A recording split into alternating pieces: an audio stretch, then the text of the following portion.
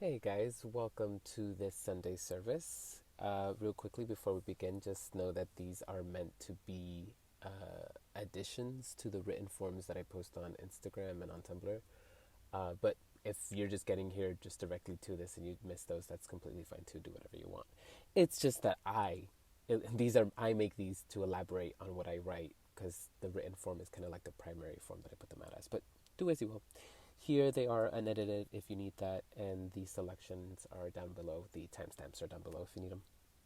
See you at your pile.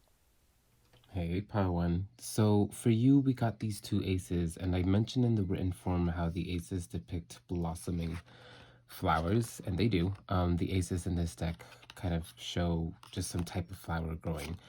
The aces and actually all cards in this deck depict the kanji for the seasons. And most of them only depict one of the seasons. Some of them maybe two, but the aces hold all of them, kind of how each ace depicts the whole of the element that it represents. So for example, the Ace of Cups, yes, can represent, actually just because it's the ace, it represents emotions as a whole. It can represent a new emotion, as in one being new beginnings and, cups being emotions. Yes, a new emotional beginning. But because it's the ace, because it's the most concentrated form of that element, the ace or any ace can represent the concentrated form of that. So this can just be emotions, this can just be passions. So both reversed points to this idea of, well, gave me this idea of where one thing is lacking, so is another. Excuse me. So kind of like when what I saw here, because the Ace of Wands reversed is as the root of what we're saying here, and the Ace of Wands reversed represents a lack of motivation, not feeling any drive or want to do anything, a lack of drive, a lack of motivation, a lack of energy. And that's at the root of this emotional distress. And if it's not emotional distress that you're feeling, then some type of imbalance that you're feeling emotionally. So these two together can kind of point to a situation where you're feeling like crap because you're not feeling as motivated as you kind of were in the past or as you feel like you should be. One example. Another one could be that you're feeling something, you're feeling the weight of something emotionally, and at the root of that is this lack of passion or fire for something. Because you don't feel motivated or passionate about something, you are struggling to create an emotional attachment or feel what you feel you should be feeling, what you think you should be feeling about this thing. Whatever the case is, and if it's one of those things where you can't attach to something because you just don't feel it, the advice here is a complete consumption of that thing that you're not feeling. That sounds confusing. But okay, so the Ace of Cups, traditionally in the Pamela Coleman Smith imagery, it shows this vessel that's overflowing with water. And reversed, we kind of understand that then the cup is empty. And the advice is this queen who is already underwater, and we can kind of tell that by the way her dress is flowing and her hair. And yet, because she's underwater, not because she's underwater, but despite the fact that she's underwater, she's still taking a cup to her lips to drink more. And so it's kind of a paradox of this idea of already being submerged in something and accepting more of it. So instead of this being a cup that because it's reversed, it's all spilled and you've lost all the contents, it's more like you taking the contents of the vessel and pouring it all over yourself, accepting it and just going with it, with whatever it is that you're feeling. And in doing so, kind of addressing these reversals. I talk about in the written form about the circumstances needing to be right in order for the flowers to bloom, and the Queen of Cups representing you taking charge of that circumstances, the circumstance and how you create it in order for your things, your efforts, your manifestations, whatever it is, your work to bloom properly.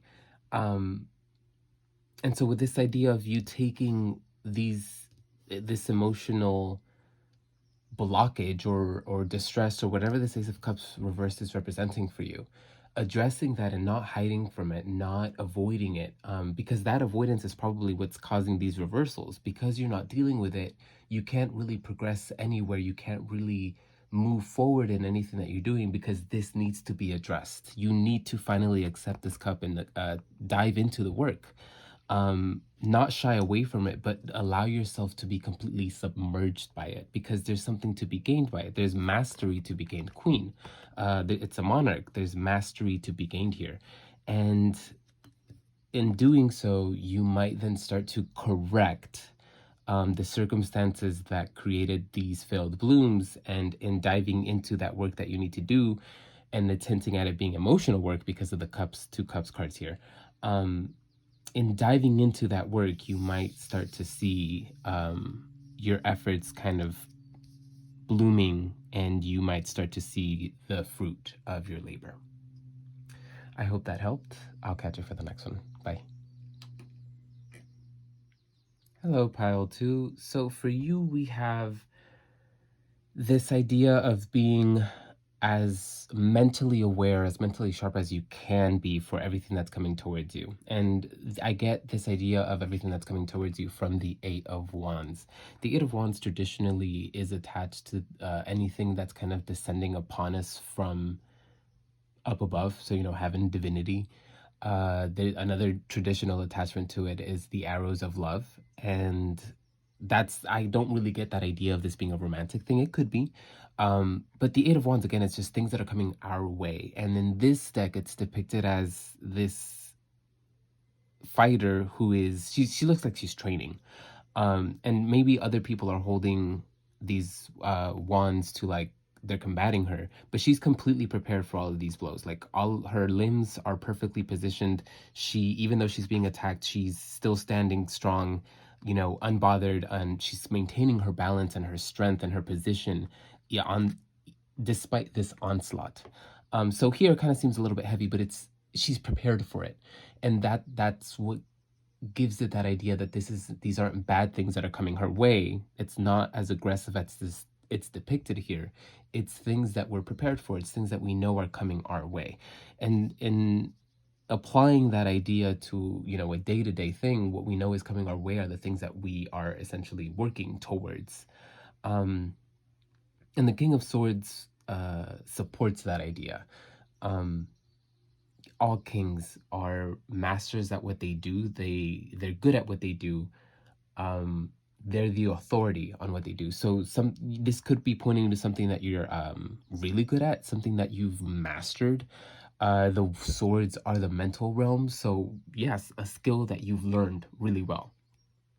Could be, and something that if you've developed something like that, then the things coming in your way, you can see that coming. You can feel success coming. You can feel, or whatever it is that you hoped to gain from these efforts, this skill that you've learned, mastered really well. If that doesn't apply, though, the King of Swords, because he's a master of the rational, he's acutely aware, and he's sharp, like, a sword. And so he picks up on everything. He's very observant. Nothing really gets through him. And these two cards together really pair nicely together, because she's ready for anything that's coming her way. She's trained for this. Any blow that comes her way, she knows how to perfectly counter. It's something that she's prepared for. She's prepared. And he's super aware. Yeah, I'm using genders because they're gendered, but obviously these don't apply to you. Whatever. He's sharp and aware. He knows what's around him. Situational awareness here. And she's prepared because she's trained for this. She's ready. So these two cards together, it's again, things that you've learned, things are coming your way, and being aware of it. nothing really surprising you right now because things are exactly where you kind of want them to be. Where everything's at right now is exactly how you worked for it. You worked for it to get that way, essentially. And you're kind of, these two cards are kind of pointing to, again, the things that you feel are coming your way. That's exactly what's coming. So whether it's good or bad, you're right. And you'll know how that applies, because again, this maybe isn't, this acute awareness that the King of Swords is about could just be something that is true. And with that truth in tow that you have, what's coming with that truth. So it's like, yeah, it could be a skill and, success coming your way because you've honed that, or it could be something else entirely. It could be just this truth, um, and then that kind of you knowing what's coming that way. And these two cards together are kind of confirming for you, like, yes, what you feel is coming, what you kind of see, what you can sense is coming, that is coming. And the advice on how to maneuver that is to detach yourself from nostalgia, because the Six of Cups is about nostalgia. I mean, we have these two kids, and traditionally this is the only card that depicts kids just by themselves, and that's kind of attached to that idea of nostalgia. It's like a memory, us remembering childhood memories, and how we tend to over idealize and over romanticize the past. And it's not really our fault. It's a natural thing. I mean, if we think back to everything that we knew back when we were kids, we can't be faulted for not seeing everything exactly as it was, or how we can see it now that we're adults. So nostalgia. Reversed, then, it's that advice to like not let that cloud your judgment, which again, with this card of acute awareness and being prepared for everything that's coming your way, nostalgia, feelings, because it's a cups card, might cloud that judgment, might kind of get in the way of what you know is right to do. And so in the written form, I kind of said there's a time and place for your affections, and this isn't one of them. And that this is coming up, that this card of nostalgia is coming up, and that you're being advised not to give into it, really points to you maybe having a tendency to let your feelings, if not nostalgia, but just your feelings, dictate what it is that you want to do.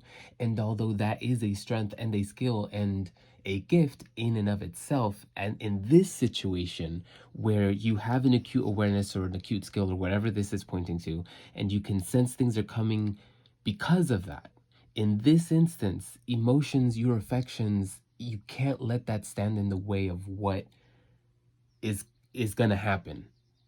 Whatever these two cards are pointing to in your case, whatever's going to happen, it's going to happen. You kind of need to accept that, and you can't let emotions stand in the way, especially if you're feeling like, if it is success and you're like, oh, it could be like a feeling of not deserving it. That's an invalid feeling. Or it could be, I don't know, because it's a specific because it's nostalgia reversed. It could be like you getting this great job offer somewhere else, and then you being like, oh, but maybe I don't want to take it because then I'd lose all my favorite coworkers, and then I'd have to move, and then I'm really comfortable. And whatever the case is, it's like in this specific situation, you can't let how you feel cloud what you know is right. I hope that helped. I'll catch you for the next one. Bye. Hey, pile 3. So before we even get to any of the specific meanings of these cards, I want to point out how we have two Pentacles cards. And yes, we had this, the central message is a major arcana card, but the two supporting cards are both Pentacles cards, and they add up to 10, which is what this major is, a 10. So immediately what that told me is that the physical realm is overwhelming what this major idea is about. And the wheel is about the big picture. It's about being able to see beyond our own perspective, because the way that we exist, we tend to centralize ourselves, and that's natural. Of course, we exist within our own experience, and so we do central ourselves and experience our lives through our own perspective, right? And it's kind of a gift. It's kind of deemed almost like magical to be able to see beyond just yourself. In fact, a lot of people would call that just, being an empath, or just consider it, or whatever it is. It's not. It's almost like something that not a lot of people can do. But the fact that the card is coming up itself, the wheel itself is coming up, and yes, it's coming up reversed, and I'll get to that in a second. But the fact that it's coming up demonstrates, or rather, that it's showing up in this reading for you, tells me that you yourself have the capacity to recognize this big picture, to be able to see beyond your perspective. You can see that there is more than just how you live and how you contribute to. And I mean, we all can see that, right? We're not all that, I hope, we're not all that self-centered. But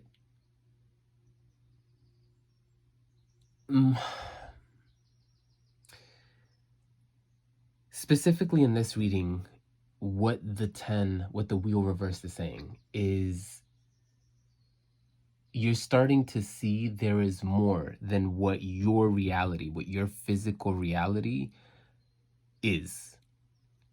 And so that's where I got this idea. In the written form, I talked about how your environment occupies too much attention, too much of your energy for there to be space for anything else. So these two upwards cards, the physical realm, is upwards. It's what you have, what has your attention, what's holding you, and all of your attention. Because 2 and 8, 10, 10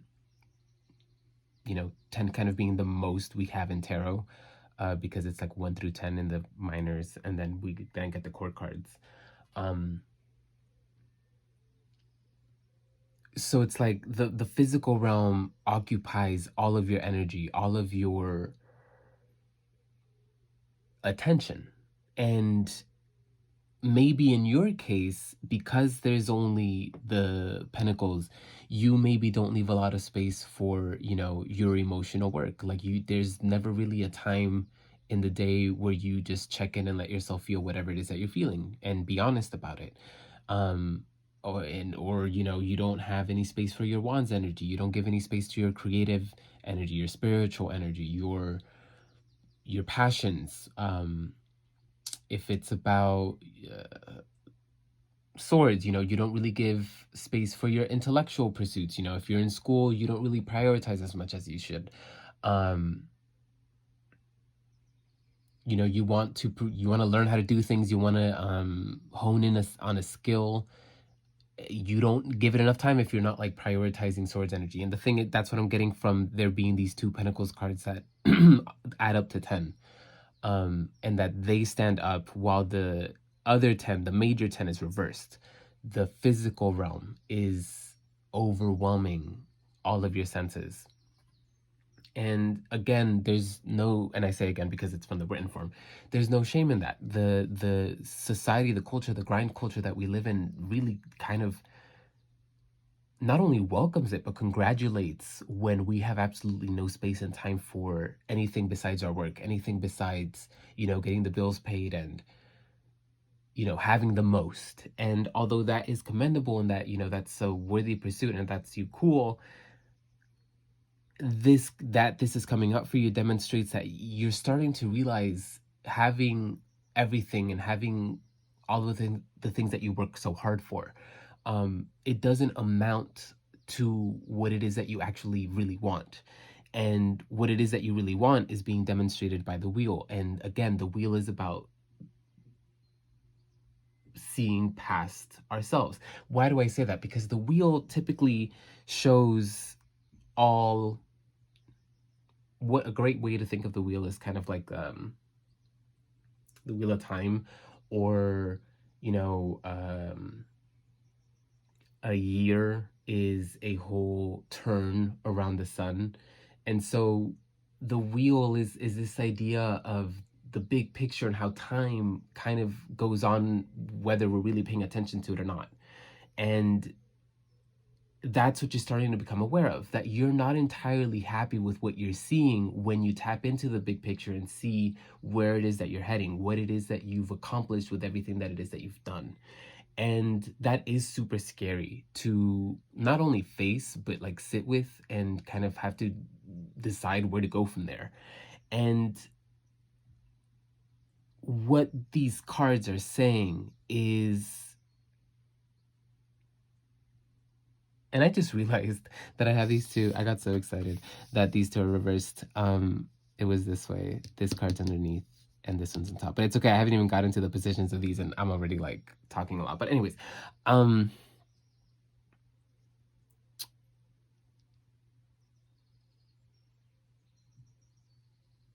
it is scary to come to that realization and sit with that and try to decide what to do next. And first of all, I guess to kind of segue into the positions of these cards is the advice is the Two of Pentacles. The Two of Pentacles demonstrates how exactly it is that we maneuver through the expectations of the physical realm. So whatever it is that you're doing, whatever it is that overwhelms you here in the physical realm and how you handle all of that, that's what the Two of Pentacles is pointing out. And as the advice, what it tells me is that in order for you to find relief, for you to find a way to get out of this space where you don't have any space for anything beyond what you need to take care of, what you need to do in essence, you need to take stock. You need to take the time to see where it is that you're expending your energy, where it is that why it is that you don't have any space, and create it there. You need to give things up. Typically the Two of Pentacles shows a figure in a balance. They're kind of like balancing on,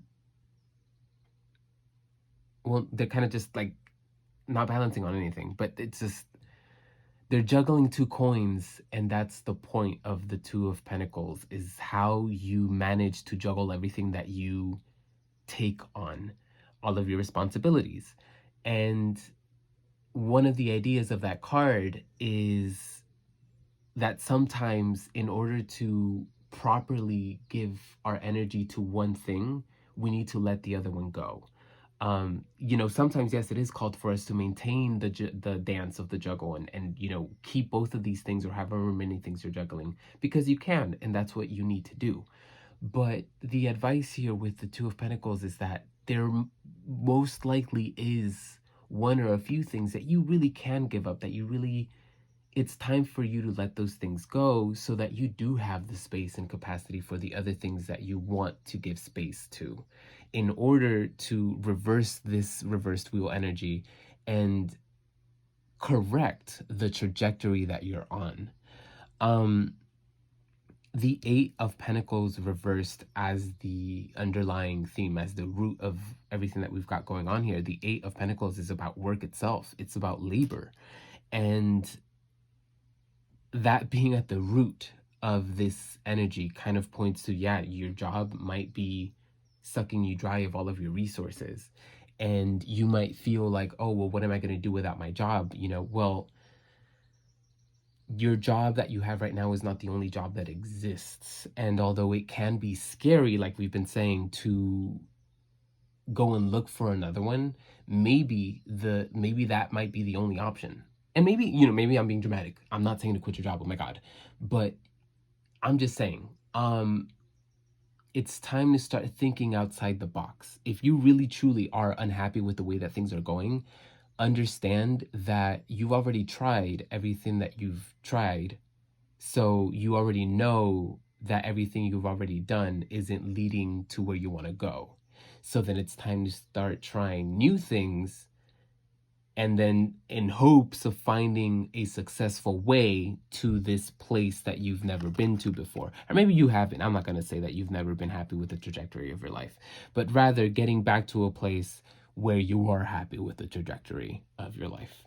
And because of the way that things laid out in your spread, that would most likely mean that your job or your physical demands, your physical responsibilities, the responsibilities that exist in your day-to-day life, Pentacles energy, that those things do not overwhelm your life. And so that there is space for the other things that you want to cultivate in your life. So again, Wands energy, your passions, your hobbies, spirituality even. Or if it's Cups energy, your emotions, if you want to start to give that space to do that emotional labor, all of that work. Or if it's like Swords energy, skills, academics, whatever. I talked about those things earlier. But yeah, I hope that helped. I'll catch you for the next one. Bye. Hello, pile 4. So this is a beautiful reading, 991, beautiful. And I mean, each of these individual cards has such beautiful meanings. So the Nine of Cups is a full heart. I mean, this is a mother, and she's got this like abundance of cups. She has this beautiful home with a great view. This is like the dreams, all of our dreams come true. And for this dude, he's got like wealth raining down on him. So it's just abundance, wealth, right? And the Ace of Pentacles, new opportunities, in essence. So with the Ace of Pentacles being the advice for you, point blank, new opportunities, things that are new in the physical realm, in your day-to-day, because the Pentacles are the physical realm, and the Aces are just new things. So the Ace of Pentacles is new beginnings in the physical realm. So yeah, like a new job opportunity, or moving to a new place, or maybe it's not that severe. It's really just like accepting, doing something new, in your, changing behavior, or starting a behavior, like establishing a habit, like working out, or you want to start practicing tarot. Cool, you start doing that every day. You want to start journaling every day. Whatever it is, you're starting something new in your day-to-day. And that new thing is what's going to lead to this full heart and this reigning abundance. That's really all there is to say about it. But with the Nine of Cups, with this full heart being at the root of what we're talking about here, you want this. You want a full heart. Maybe you don't want to be a mother, a parent. Maybe you don't want like the wealth as it is depicted here. But the Nine of Cups is always about a joy that is, it's crafted for you specifically. And so there's this desire for joy within you. You recognize that you want to be happy. If you aren't, and if you are, then you want to maintain that. You want more of it. And more than just joy, more than a full heart, you want abundance. And maybe you don't like physically want that. I mean, who doesn't? But maybe you're not about like, oh, I want to be rich, and I want to be like, and that's not necessarily what this has to be about. But these two cards together, that one is an emotional wealth and the other one is a physical one. That's the dream come true. That's a happily ever after. I mean, I love how like these two figures kind of mirror each other, but they're just different kind of like I almost want to say mastery, because it's like a mom, she might not be like a master, but it's like this is this child is something that she like created. It's something that she worked on for 9 months. And this dude, the falcon demonstrates how he's trained this falcon, and this falcon now it's beyond training. It now knows what it is exactly that's expected of him, and so there's this mastery here. So both of these cards depict this like ultimate ending to your efforts, to your desires, to your wishes. And these two cards together, paired with the advice of accepting new opportunities, again, point blank, it's just, if you accept new things, if you allow yourself, especially if you're like me and you don't really like to try new things, and you got to take your time before you make any type of move or decision, know that anything new, and in fact anything that makes you feel uncomfortable, will lead to this. Now, not everything, of course, but And what I mean by that is like not everything new is going to directly lead to these things. So if you decide tomorrow to try a new restaurant, that isn't automatically going to lead to the ultimate joy and the ultimate wealth. But maybe you might find something incredible there at this new restaurant that you liked that really, it's really affordable. The price was right, and it made you real happy. It made your stomach really happy.